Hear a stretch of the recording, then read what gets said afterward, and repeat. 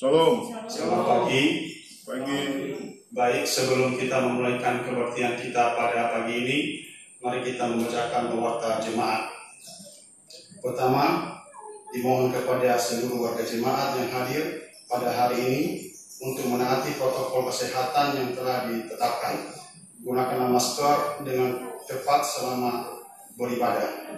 Jika tidak ada hal yang sangat mendesak, diharapkan kesediaan warga jemaat untuk beranjak pulang. Kedua, diharapkan pengertian dan kesetiaan warga jemaat untuk memahami sejumlah pembatasan kehadiran warga jemaat. Hal ini semata-mata dilakukan demi kebaikan bersama. Mereka yang belum diperbolehkan bergabung dalam ibadah di gereja adalah: pertama, mereka yang kondisi kesehatannya sedang terganggu atau yang mengidap penyakit kronis. Kedua, anak-anak yang berusia antara 1 tahun sampai 12 tahun. Ketiga, orang dewasa yang telah berusia 56 tahun ke atas. Yang keempat, ibu yang sedang mengandung. Ketiga, kebaktian pada hari Minggu tanggal 23 Agustus tahun 2020 diatur sebagai berikut. Yang pertama pukul 9 WIB, yaitu sektor Maranatha, sektor Sion, dan sektor Yordan. Yang kedua pukul 11 WIB, yaitu sektor Berkat dan sektor Immanuel.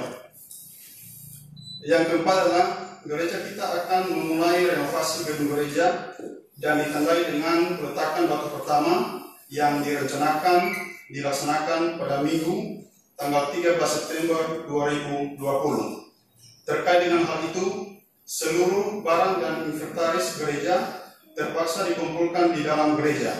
Jadi kita menggunakan sebagian ruang gereja untuk menyimpan inventaris gereja.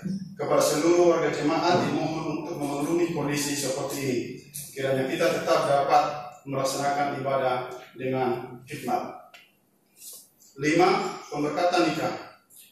Untuk kedua kalinya diberitahukan bahwa jika Tuhan berkehendak, akan dilangsungkan pemberkatan nikah antara saudara Berkat Christian Harifan dan saudari Syukuri Wati Telmanua pada Kamis tanggal 27 Agustus tahun 2020 bertempat di GPDI Imam Al-Rajani Tornaudi. Selanjutnya undangan pernikahan dari saudara Tulus Gia dan saudari Nita Mendelva. Hari tanggal Kamis tanggal 3 September 2020 pukul 13 WIB bertempat di rumah mempelai wanita Desa Padoro, Lauro, Kecamatan Piliduo. Kebahagiaan kami akan terasa lebih sempurna dengan kehadiran dan doa restu Bapak Ibu, saudara saudari dalam acara ucapan syukur pernikahan yang akan dilaksanakan pada hari Sabtu tanggal 5 September 2020 pukul 13 WIB bertempat di rumah mempelai pria Desa Tetehosi 1, Kecamatan Gunung Sitoli, Danoi. Yang ketujuh, pelayanan pengembalaan pranikah sedang dilaksanakan terhadap saudara Julianus Didiu dan saudari Mileti Gulen. Dan yang terakhir, warga jemaat yang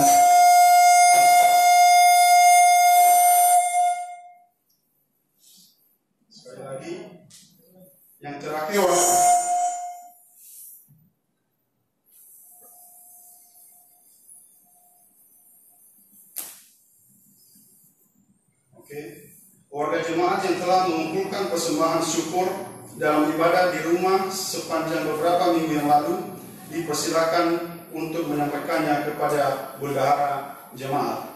Demikian warta jemaat untuk hari ini.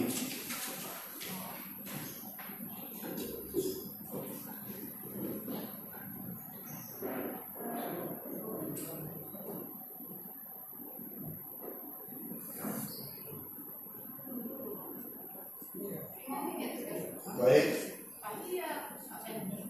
bersama seluruh saudara di dalam Kristus, kita beribadah memuliakan Allah hari ini. Marilah kita berdiri dan kita bernyanyi dari PKJ nomor 58 bait 1 dan bait kedua.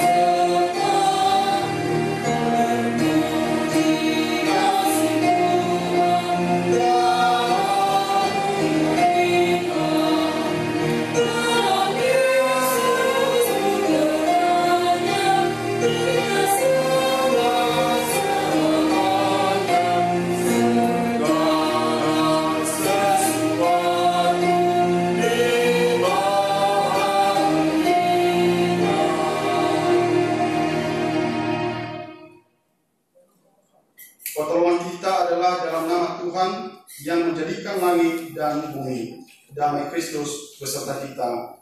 Amin. Terpujilah Allah Tritunggal yang kudus. Amin. Jemaat dipersilakan dulu.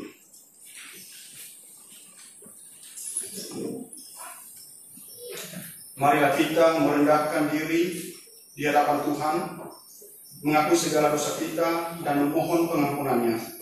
Mari kita naikkan doa pengakuan dosa. Kami merendahkan diri di hadapan-Mu, ya Bapa. Kami sadar bahwa kami sudah berdosa terhadap-Mu. Kehendak-Mu kami langgar. Kami memikirkan yang tak pantas. Ucapan kami menyakiti dan menyitirkan orang lain. Ajaran kasih-Mu tidak kami wujudkan. Kami malas mencerna firman-Mu. Sebaliknya, kami gemar memuaskan kepentingan sendiri tanpa peduli terhadap orang lain. Kami menyepelekan tanggung jawab pada diri sendiri, keluarga, dan masyarakat. Kami membiarkan kemarahan, kebencian, atau keputusasaan menguasai diri. Kami lupa berserah dan bergantung kepadamu. Kepadamu kami memohon. Ampunilah kami ya Yesus, Tuhan kami. Kami menyesal akan jalan sesat yang kami lalui. Tolong kami untuk meninggalkan cara hidup yang lama. Sinarilah batin dan pikiran kami untuk melihat kebenaran-Mu, lalu belajar mengenakan manusia baru. Ya Yesus Kristus, dengarlah seruan penyesalan kami. Amin. Allah itu adalah kasih. Pengorbanan Yesus Kristus di kayu salib adalah bukti kasih-Nya yang besar. Walau kita tidak layak menerima anugerah-Nya, Ia memberi kita pengampunan dosa dan memberi kita hidup yang baru. Maka nyatakanlah syukur-Mu dengan menjadi anak-anak Allah yang setia. Firman Tuhan berkata, berbahagialah orang yang diampuni pelanggarannya, yang dosanya ditutupi. Berbahagialah manusia yang kesalahannya tidak diperhitungkan Tuhan dan yang tidak berjiwa penipu. Mari kita naikkan pujian dari PKJ nomor 126 bait keempat, hanyalah Yesus Juru Selamat.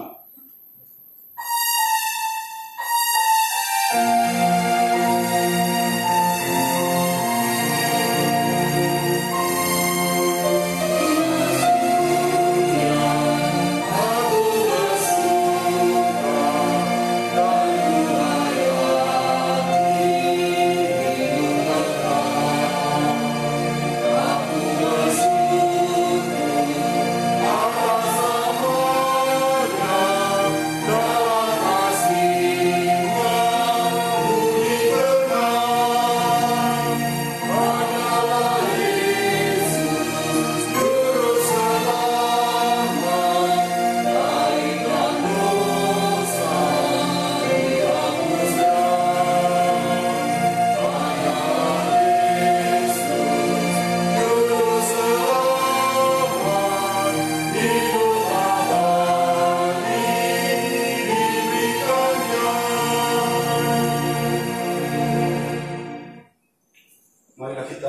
berdiri. Dengarlah firman Tuhan yang menuntun kita dalam hidup yang baru, yang ini berdasarkan Matius pasal 22 ayat 37 sampai 40 begini bunyinya. Kasihilah Tuhan Allahmu dengan segenap hatimu, dan dengan segenap jiwamu, dan dengan segenap akal budimu. Itulah hukum yang terutama dan yang pertama. Dan hukum yang kedua yang sama dengan itu ialah kasihilah sesama manusia seperti dirimu sendiri. Pada kedua hukum inilah tergantung seluruh hukum Taurat dan kitab para nabi. Demikianlah tuntunan hidup baru saat ini. Selanjutnya mari kita menyanyikan lagu pujian nomor 128 bait 1 dan bait kedua.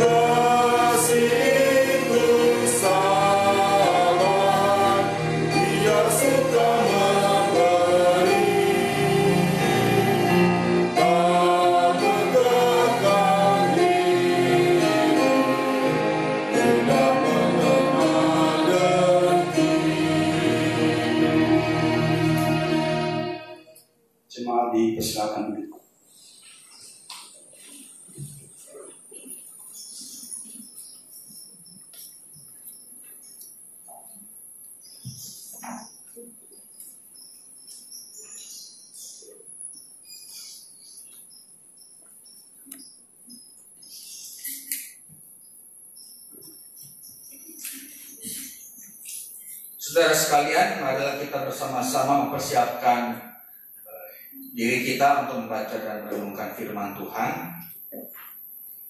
Kita akan membaca dari surat 3 Yohanes pasal yang pertama, ayat yang ke-5 sampai yang ke-12. Ya, surat ini yang terdiri dari satu pasal. 3 Yohanes pasal pertama ayat 5 sampai 12. Kita persiapkan bacaan kita tersebut. Mari kita berdoa sebelum membacanya. Ya Tuhan, kami bersama-sama berkumpul di tempat ini, beribadah kepadamu, memohon hikmat darimu. Oleh karena itu, kiranya Engkau membuka hati dan pikiran kami, agar kami dapat mencerna apa yang Engkau firmankan, agar kami bersama-sama dapat mengerti kehendak-Mu untuk kami berlakukan dalam hidup kami sehari-hari. Oleh karena itu ya Bapa, inilah kami. Dengarkanlah doa kami dan tuntunlah kami. Dalam Kristus Yesus kami berdoa. Amin. Dalam kerangka tema tidak ada bintang dalam gereja, mari kita baca surat 3 Yohanes pasal yang pertama ayat yang ke-5 sampai yang ke-12. Begini bunyinya. Saudaraku yang kekasih, engkau bertindak sebagai orang percaya, di mana engkau berbuat segala sesuatu untuk saudara-saudara, sekalipun mereka adalah orang-orang asing. Mereka telah memberi kesaksian di hadapan jemaat tentang kasih-Mu. Baik benar perbuatanmu, jikalau engkau menolong mereka dalam perjalanan mereka dengan suatu cara yang berkenan kepada Allah. Sebab karena namanya mereka telah berangkat dengan tidak menerima sesuatu pun dari orang-orang yang tidak mengenal Allah. Kita wajib menerima orang-orang yang demikian supaya kita boleh mengambil bagian dalam pekerjaan mereka untuk kebenaran. Aku telah menulis sedikit kepada jemaat, tetapi Diotrefes yang ingin menjadi orang terkemuka di antara mereka tidak mau mengakui kami. Karena itu apabila aku datang, aku akan meminta perhatian atas segala perbuatan yang telah dilakukannya, sebab ia melontarkan kata-kata yang kasar terhadap kami. Dan belum merasa puas dengan itu, ia sendiri bukan saja tidak mau menerima saudara-saudara yang datang, tetapi juga mencegah orang-orang yang mau menerima mereka dan mengucilkan orang-orang itu dari jemaat. Saudaraku yang berkasih, janganlah meniru yang jahat, melainkan yang baik. Barang siapa berbuat baik, ia berasal dari Allah. Tapi barang siapa berbuat jahat, ia tidak pernah melihat Allah. Tentang Demetrius, semua orang memberi kesaksian yang baik. Malah kebenaran sendiri memberi kesaksian yang demikian. Dan kami juga memberi kesaksian yang baik tentang dia. Dan kau tahu bahwa kesaksian kami adalah benar. Demikianlah firman Tuhan hari ini. Berbahagialah tiap orang yang mau mendengarkan firman Allah, merenungkannya dalam hatinya, serta melaksanakannya secara hidup dalam kesehariannya. Haleluya.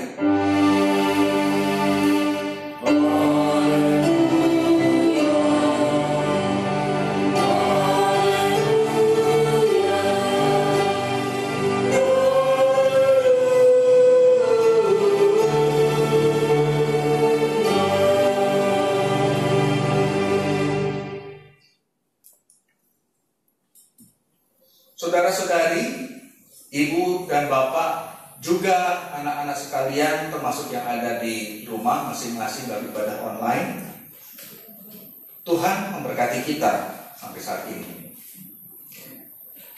Saudara-saudara, Barcelona memiliki Lionel Messi.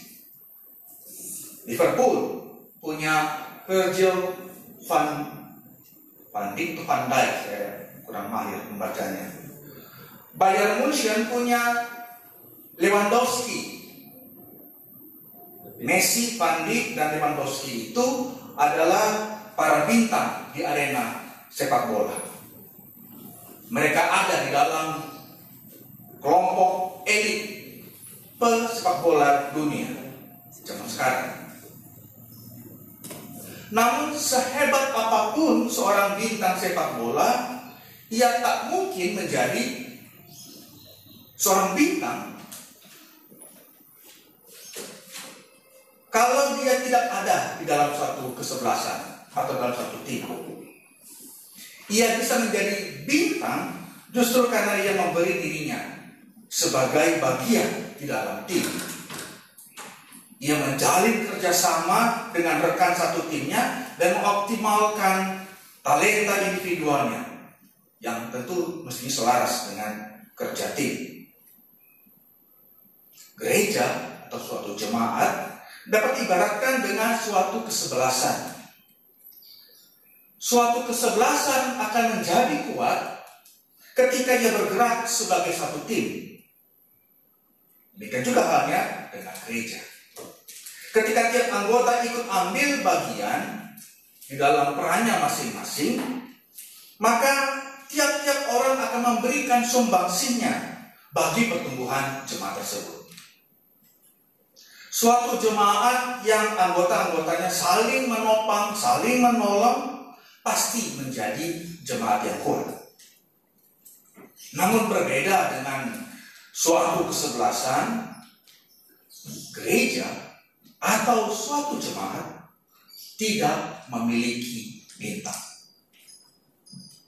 Memang di gereja kita mengenal para tokoh, para tetua, para sepuh.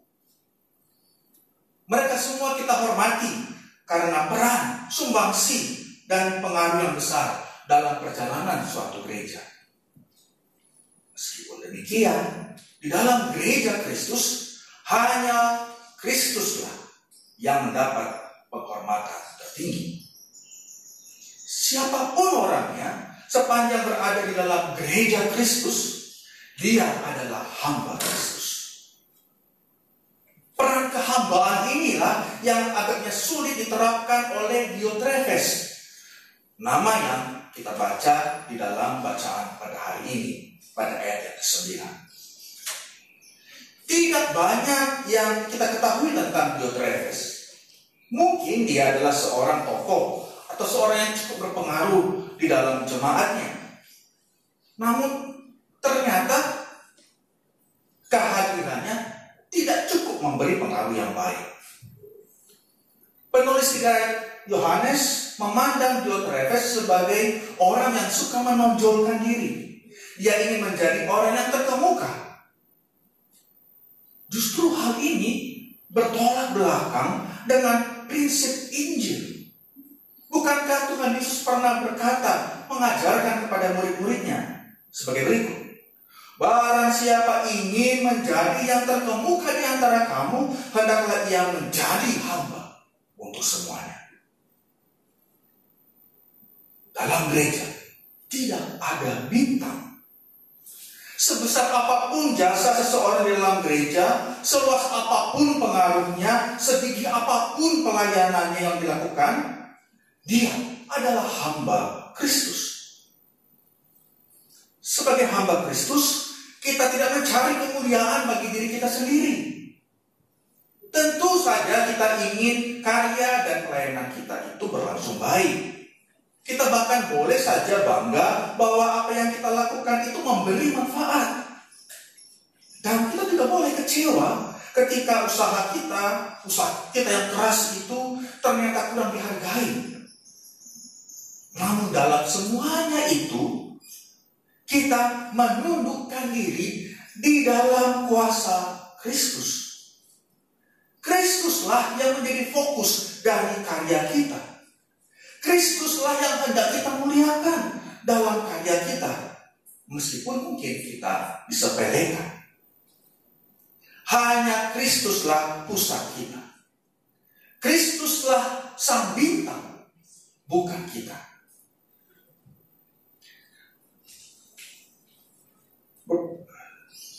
Saya mengikuti suatu pertemuan virtual yang diadakan oleh 3 sinode di Nias, BKP, ONKP, dan Gereja Amin. Tema dari pertemuan itu, seminar itu adalah penguatan identitas Lutheran. Baru selesai hari Jumat yang lalu. Ada banyak hal yang saya temui dalam pertemuan itu yang berkesan. Salah satunya bagi saya adalah filosofi warna hitam pada toga pendeta. Kok hitam? Semula saya pun tidak tahu kenapa hitam. Saya hanya menduga-duga saja bahwa toga hitam itu diwariskan oleh para tokoh reformasi, Luther dan seterusnya itu, untuk mengikuti pola dosen atau pengajar pada masa itu. Jadi karena pendeta adalah juga seorang pengajar, maka dia diberikan pakaian hitam karena sedang mengajar. Itulah kira-kira bayangan saya. Ternyata dugaan saya itu keliru. Toga pendeta yang warna hitam itu tidak ada kaitan sama sekali dengan dosen atau pengajar. Luther memilih warna hitam dan abu-abu sebagai warna toga pendeta untuk mengingatkan para pendeta bahwa ia adalah hamba Allah. Luther berkata bahwa Allah itu ibarat nyonya besar, sedangkan para pendeta adalah babunya, hambanya. Pada masa itu pakaian seorang hamba adalah biasanya berwarna hitam atau abu-abu. Maka yang menjadikan warna tersebut, hitam atau abu-abu itu, sebagai simbol kehambaan seorang pendeta. Seorang pendeta tidak mencari kemuliaan bagi dirinya sendiri. Ia justru harus menunjuk pada kemuliaan Allah. melalui hidup dan karya sebagai pendeta. Misalnya dengan taat, setia, rendah hati, tulus, dan sebagainya. Itulah jalan kehambaan. Surat 3 Yohanes yang kita baca pada hari ini tentu saja tidak berfokus pada pendeta. Surat ini berkenaan dengan kita semua dan mengajak kita untuk menjadi anak-anak Allah yang melakukan kebenaran. Sebagai anak-anak Allah, kita tidak menyibukkan diri dengan mencari nama atau penonjolan diri, seperti yang dicontohkan oleh Diotrephes. Kehidupan anak-anak Allah itu diwarnai dengan kesediaan untuk menerima dan menolong sesamanya. Dan oleh karena itulah Gaius dipuji. Ia menjadikan dirinya sebagai saluran berkat bagi orang-orang Kristen lain. Ia memberikan topangan kepada orang-orang yang membutuhkan. Walau ia tidak berdiri di garis terdepan dalam suatu pelayanan, ia memberi dirinya dengan cara yang bisa ia lakukan, yaitu agar orang-orang lain dikuatkan. Dalam hal inilah Gaius memperlihatkan corak hidup kehambaan. Ia sadar bahwa dirinya merupakan bagian dari persekutuan Kristus. Di dalam Kristus tidak ada ruang penonjolan diri. Di dalam Kristus tidak ada ruang untuk semau gue. Di dalam Kristus tidak ada ruang untuk mengatakan pokoknya saya.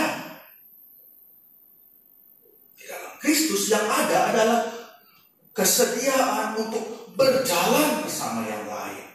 Kesediaan untuk mendengar dengan lapang dada. Kesediaan untuk memberikan pencerahan.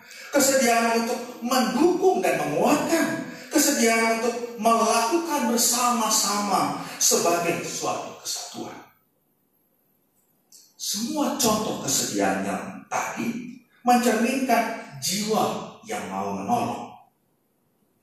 Corak hidup kehambaan ditandai dengan kesediaan menolong orang lain. Pertolongan apa yang Gaius lakukan? Dalam bacaan yang tadi, tidak ada info yang secara spesifik kita dapatkan. Hanya dikatakan bahwa ia telah melakukan segala sesuatu untuk menolong sejumlah orang. Yang ditolongnya adalah orang-orang yang mengabdikan diri sebagai pekabar Injil. Mereka harus menempuh perjalanan yang panjang dari kota satu ke kota yang lain, seperti Paulus.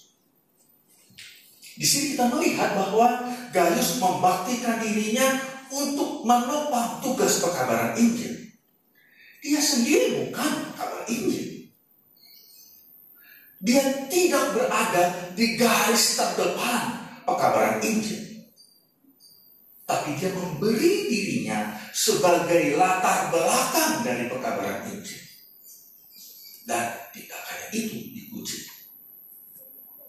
Bagi saya hal ini menegaskan kepada kita bahwa siapapun kita menjadi bagian dari penyebaran Injil itu sendiri. Kita mungkin bukan pendeta, bukan sinengi, bukan penatua. Namun kita dapat menopang orang-orang yang dipilih di dalam tugas-tugas khusus tersebut. Dukungan istri atau suami terhadap pasangannya yang menjadi pelayan merupakan suatu bantuan yang besar di dalam pekabaran Injil. Dukungan yang sama juga bisa datang dari anak, saudara, atau orang tua. Memenuhi kesepakatan bersama sebagai warga jemaat, misalnya dengan memberikan PTB, juga merupakan bentuk pertolongan atau dukungan bagi penyebaran Injil. Ikut menyumbangkan tenaga dalam kegiatan gereja seperti yang sudah kita lakukan baru-baru ini juga merupakan bentuk yang lain. Nah, terkait dengan gotong royong kemarin, saya atas nama Majelis Jemaat mengucapkan terima kasih yang sangat besar kepada Bapak Ibu yang sudah melibatkan diri. Sebagai hamba Kristus, kita terpanggil untuk saling menolong Dan melalui tindakan itu kita hendak memperlihatkan kemuliaan Kristus. Tuhan memberkati kita. Amin. Saudara-saudara, marilah kita berdiri. Sebagaimana telah diserukan gereja di segala tempat dan zaman, marilah kita ikrarkan pengakuan iman rasuli. Kita berkata sebagai berikut.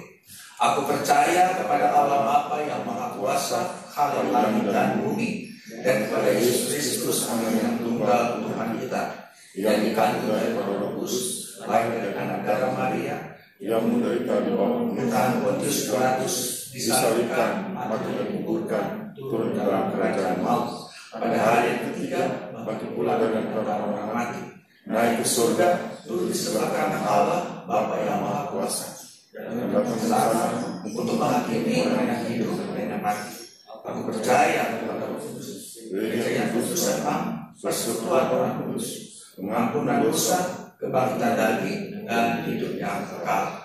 Amin. Persilakan duduk kembali.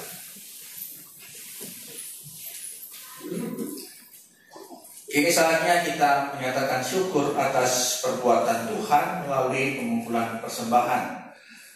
Baiklah, kita camkan apa yang dikatakan di dalam 2 Korintus pasal 8 ayat 12-13.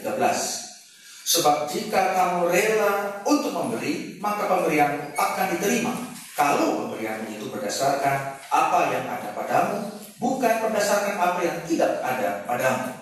Sebab kamu dibebani bukan supaya orang-orang lain mendapat keringanan, tetapi supaya ada keseimbangan.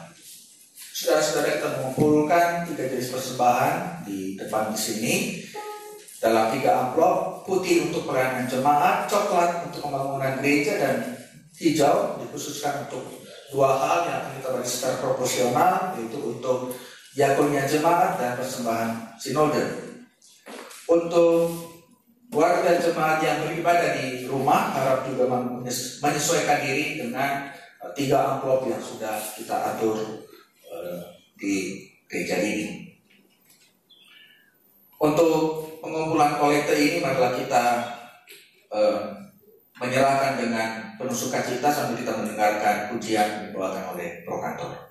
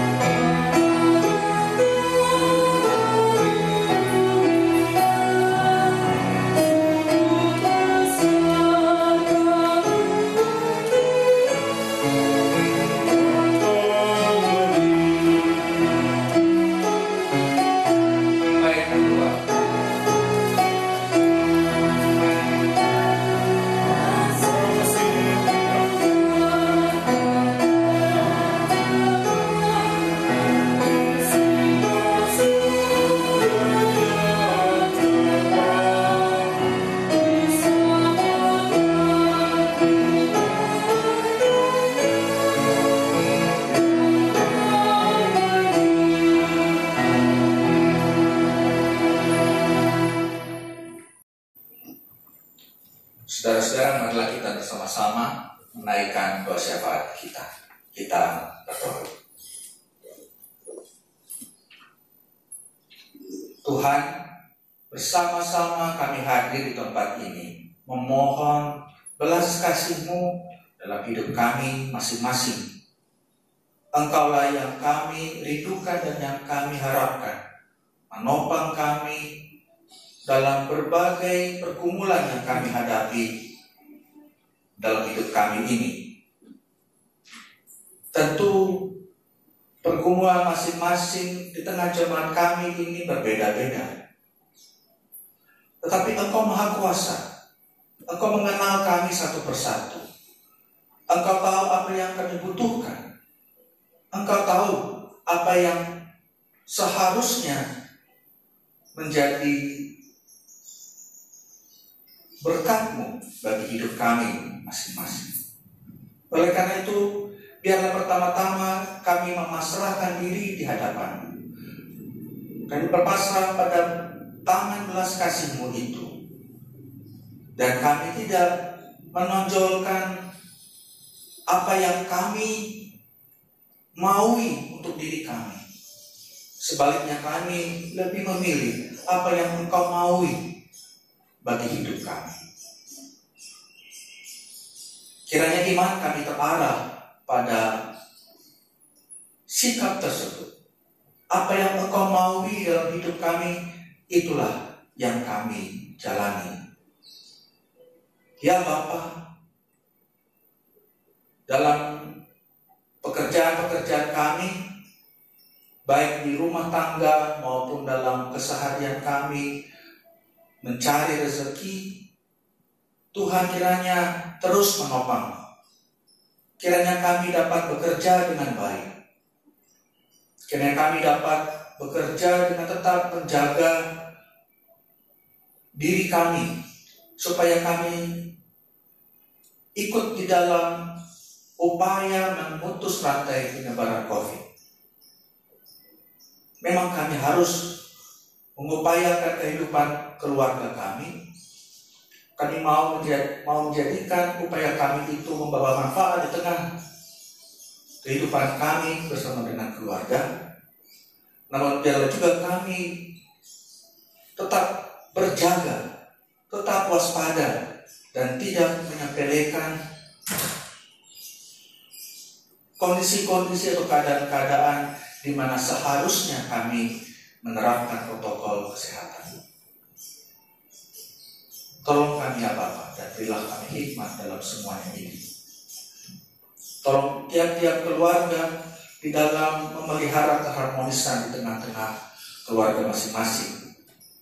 Biarlah seorang ayah, seorang ibu dapat benar-benar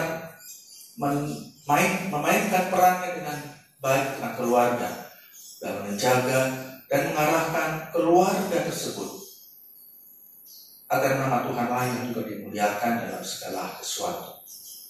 Berkati orang tua dalam mengasuh anak-anak mereka. Berkati seluruh anak-anak,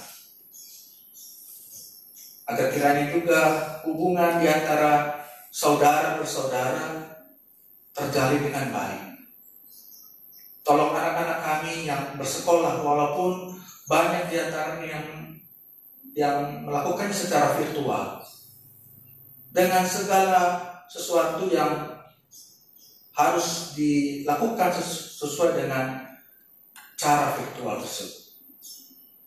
Tuhan, tolonglah supaya anak-anak kami tetap dapat melanjutkan pendidikannya, meraih atau memahami tiap-tiap pelajaran yang diberikan, sehingga anak-anak kami menjadi bagian dari generasi yang membawa kebaikan di tengah bangsa ini. Tuhan, tolong kami yang mungkin mengidap suatu penyakit, mereka yang mengalami kelemahan tubuh. Kiranya warga jemaat kami di tempat ini tetap berharap dan berseru kepada kelemahan tubuh, sakit penyakit, kiranya tidak menjadi alasan untuk berpaling kepada yang lain, tetapi justru makin menguatkan iman kami. Tolonglah juga orang tua kami, mereka yang sudah lansia, di dalam kelemahan tubuhnya, di dalam segala keterbatasannya karena usia sudah lanjut, Tuhan tetap memberikan belas kasihan, memberikan pertolongan, memberikan kekuatan. Ya Bapa, kami berdoa untuk gereja kami, gereja Amin, yang tersebar dimanapun di Nias. Kami juga berdoa untuk sinode kami, para pekerja harian majelis sinode dan seluruh komponennya. Kiranya kami sebagai gereja tetap melakoni tugas tanggung jawab kami sebagai pengikut-Mu dalam situasi kami masing-masing. Tolonglah juga tiap-tiap gereja yang ada di Nias. Tolong juga masyarakat di Nias yang masih dibayang-bayangi kekhawatiran akan penyebaran COVID. Tuhan, kiranya Engkau berbelas kasihan kepada kami. Kami juga berdoa untuk pemerintah kami yang bekerja siang dan malam untuk mengatasi, memikirkan pencegahan, pemutusan rantai penyebaran COVID, berbarengan juga dengan bagaimana agar perekonomian negara akan tetap dapat dijalani dengan baik. Tuhan, berilah pada pemerintah negeri kami ini hikmat. Biarlah pemerintah kami dapat menjalankan amanat bangsa ini untuk membawa negeri kami kepada kehidupan yang lebih baik. Kami berseru kepadamu ya Bapa, dengan segala kelemahan dan kekurangan kami. Dan di akhir doa kami mengucap syukur untuk persembahan yang boleh kami kumpulkan bersama. Kiranya persembahan ini boleh menjadi bagian dari pelayanan yang memuliakan Engkau.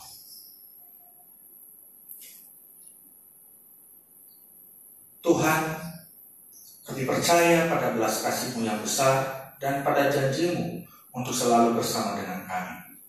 Di dalam Kristus, kami menaikkan doa Bapa kami. Bapa kami yang di surga, dikuduskanlah nama-Mu. Datanglah kerajaan-Mu.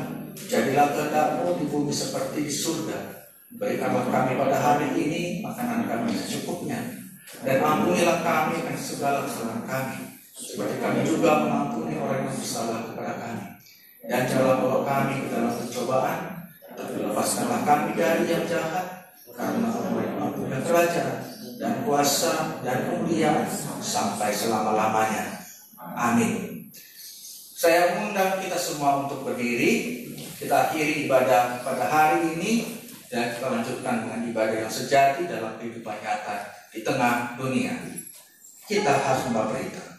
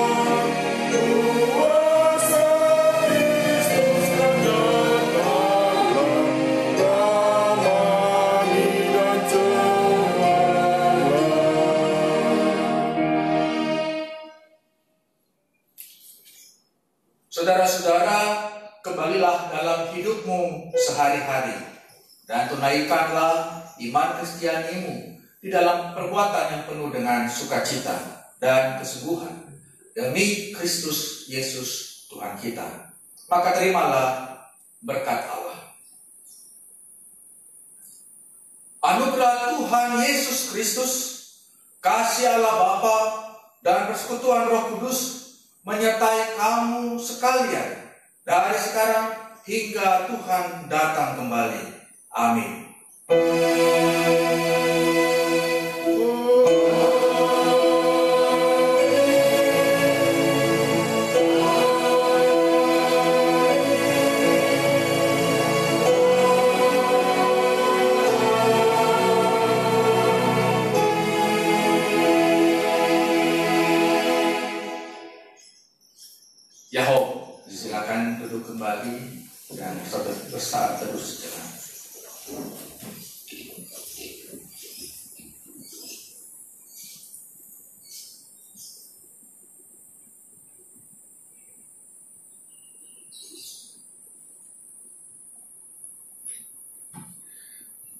Saudara-saudara, kembali saya mempertegas bahwa seperti yang sudah tadi disebutkan di dalam warta jemaat, bahwa kita akan segera memulai renovasi gedung gereja kita yang akan dimulai